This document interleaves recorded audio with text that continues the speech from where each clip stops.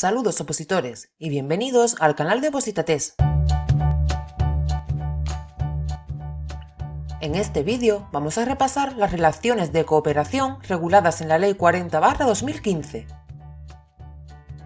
Como siempre, si este contenido les gusta y les ayuda con el estudio de vuestras oposiciones, apóyennos con un like y suscríbanse al canal para ser avisados la próxima vez que subamos un nuevo vídeo. Y antes de empezar con el contenido, os dejamos una pregunta para que si la saben, la respondan en los comentarios. Y si no la saben, al final del vídeo les dejaremos la respuesta correcta. Vamos entonces, en primer lugar, con la pregunta. En cuanto a la composición de la Conferencia de Presidentes, esta se compone de A. El presidente del gobierno que la preside. B. Los presidentes de las comunidades autónomas. C. Los presidentes de las ciudades de Ceuta y Melilla. Y D. Todas son correctas. Deja tu respuesta en los comentarios. Y ahora sí, vamos con el repaso de las relaciones de cooperación reguladas en la Ley 40/2015. Pues para empezar, hay que saber dónde están ubicadas en la ley esas relaciones de cooperación. Y estas están reguladas en el título 3, capítulo 3, secciones primera, donde se establecen las técnicas de cooperación, y segunda, donde se establecen las técnicas orgánicas de cooperación. Vamos, por tanto, en primer lugar, a repasar las técnicas de cooperación de la sección primera, que dispone en su artículo 143 en cuanto a la cooperación entre administraciones públicas que las administraciones cooperarán al servicio del interés general y podrán acordar de manera voluntaria la forma de ejercer sus respectivas competencias que mejor sirva a este principio. La formalización de relaciones de cooperación requerirá la aceptación expresa de las partes, formulada en acuerdos de órganos de cooperación o en convenios. Sigamos con las técnicas de cooperación establecidas en el artículo 144 de la ley, que establece, en cuanto a los tipos, se podrá dar cumplimiento al principio de cooperación de acuerdo con las técnicas que las administraciones interesadas estimen más adecuadas, como pueden ser A. La participación en órganos de cooperación con el fin de deliberar y, en su caso, acordar medidas en materias sobre las que tengan competencias diferentes administraciones públicas. B. La participación en órganos consultivos de otras administraciones públicas.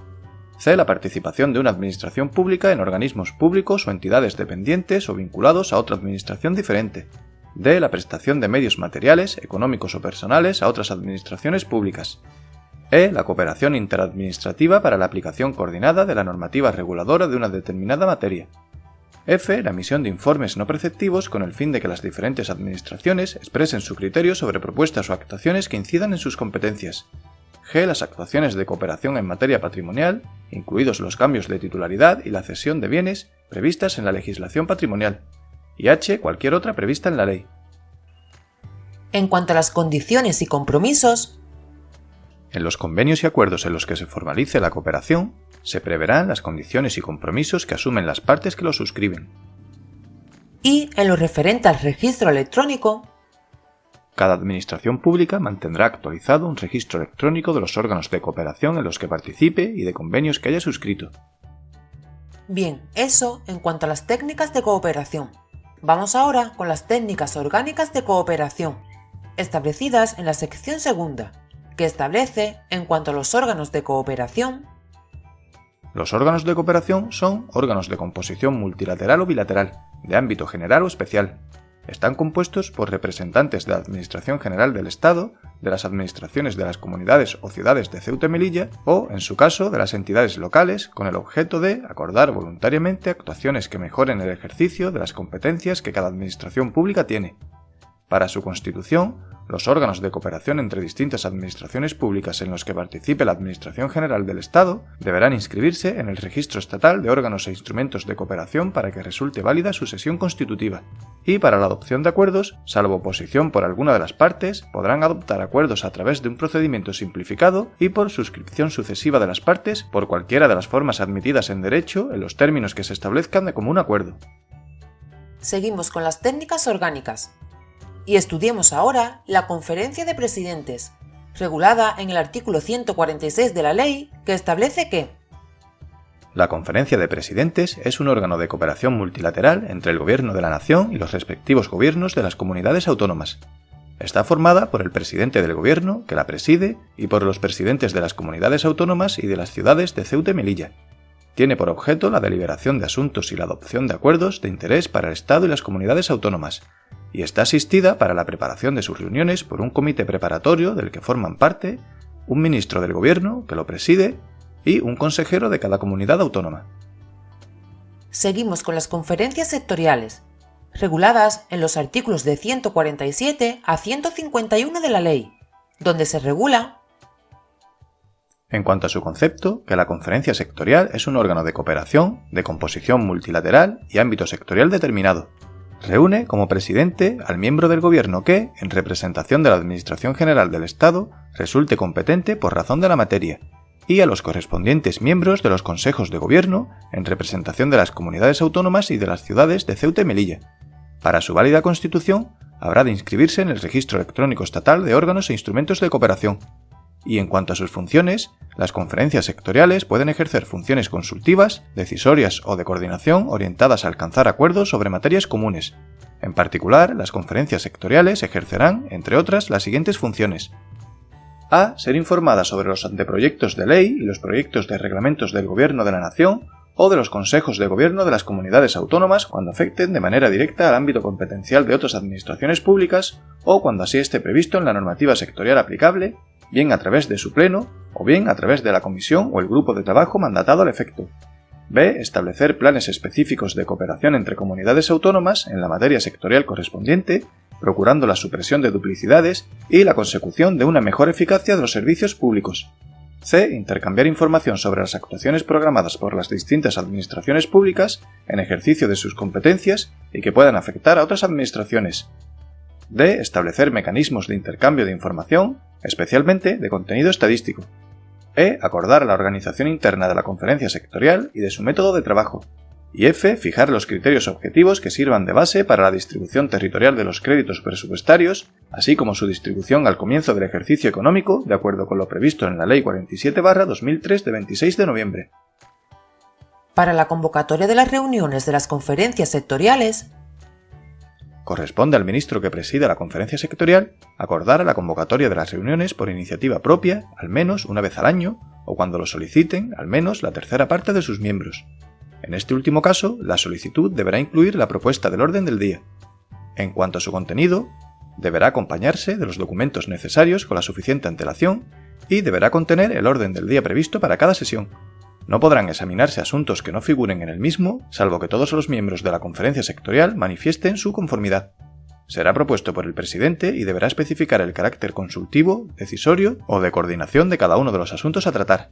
Y, finalmente, cuando la conferencia sectorial hubiera de reunirse con el objeto exclusivo de informar sobre un proyecto normativo, la convocatoria, la constitución y adopción de acuerdos podrá efectuarse por medios electrónicos, telefónicos o audiovisuales que garanticen la intercomunicación entre ellos y la unidad de acto, tales como la videoconferencia o el correo electrónico, entendiéndose los acuerdos adoptados en el lugar donde esté la presidencia.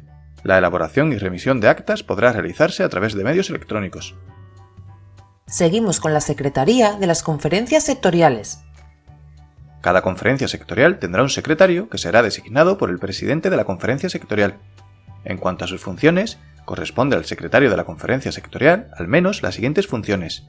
A. Preparar las reuniones y asistir a ellas con voz pero sin voto.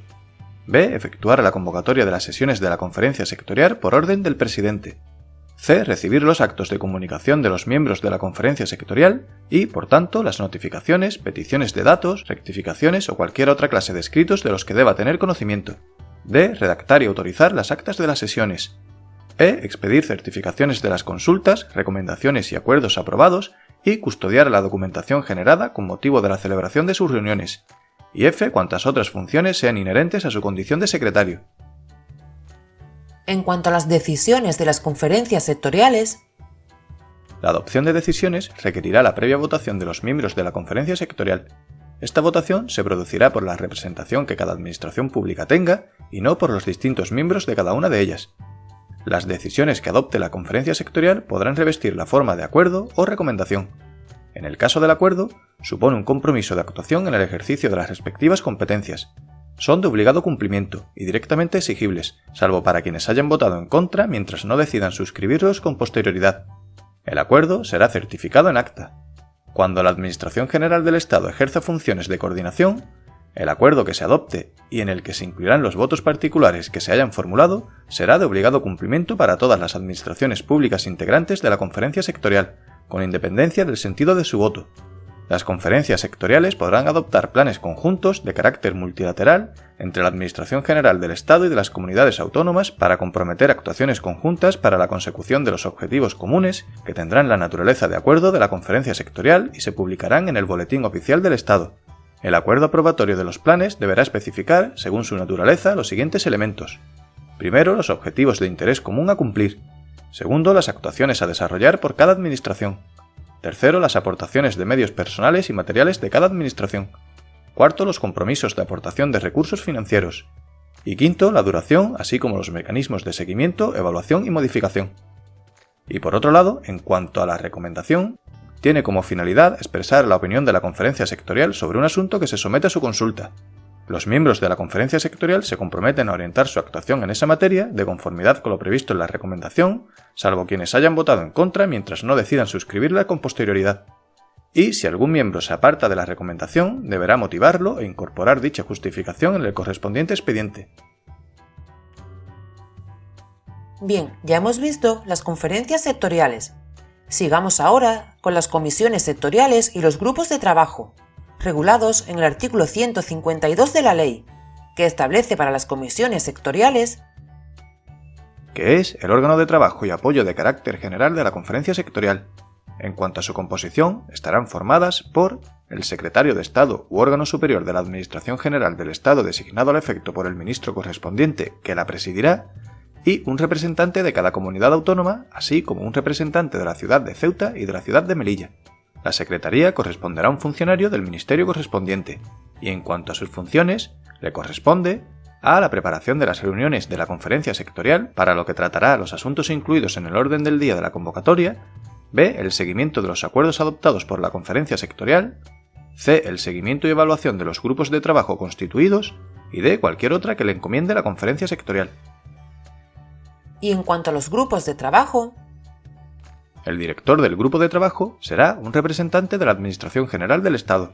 Podrá solicitar con el voto favorable de la mayoría de sus miembros la participación en el mismo de las organizaciones representativas de intereses afectados, con el fin de recabar propuestas o formular consultas.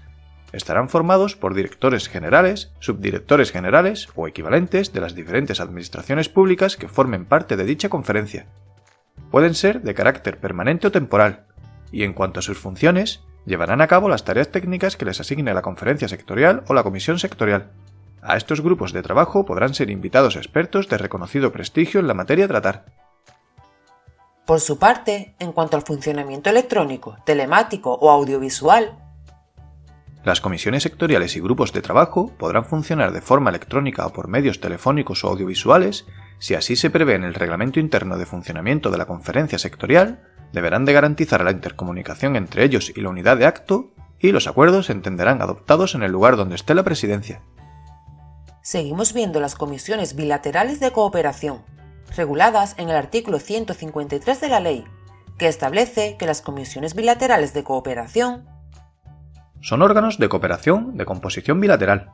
En cuanto a su composición, reúnen por un número igual de representantes a miembros del Gobierno en representación de la Administración General del Estado y a miembros del Consejo de Gobierno de la Comunidad Autónoma o representantes de la ciudad de Ceuta o de la ciudad de Melilla. En cuanto a sus funciones, ejercen funciones de consulta y adopción de acuerdos que tengan por objeto la mejora de la coordinación entre las respectivas administraciones en asuntos que afecten de forma singular a la Comunidad Autónoma, a la ciudad de Ceuta o a la ciudad de Melilla. Para el desarrollo de su actividad podrán crear grupos de trabajo, podrán convocarse y adoptar acuerdos por videoconferencia o por medios electrónicos, y en cuanto a los acuerdos, las decisiones adoptadas revestirán la forma de acuerdos. Serán de obligatorio cumplimiento cuando así se prevea expresamente para las dos administraciones que lo suscriban, y será certificado en acta. Antes de seguir, recuerden que tienen en nuestro canal más vídeos de otros muchos temas de las distintas oposiciones. Y por último, vamos a ver las comisiones territoriales de coordinación, reguladas en el artículo 154, donde se dispone que las comisiones territoriales de coordinación son órganos de composición multilateral que podrán crearse cuando la proximidad territorial o la concurrencia de funciones administrativas así lo requiera, entre administraciones cuyos territorios sean coincidentes o limítrofes y se crearán para mejorar la coordinación de la prestación de servicios, prevenir duplicidades y mejorar la eficiencia y calidad de los servicios.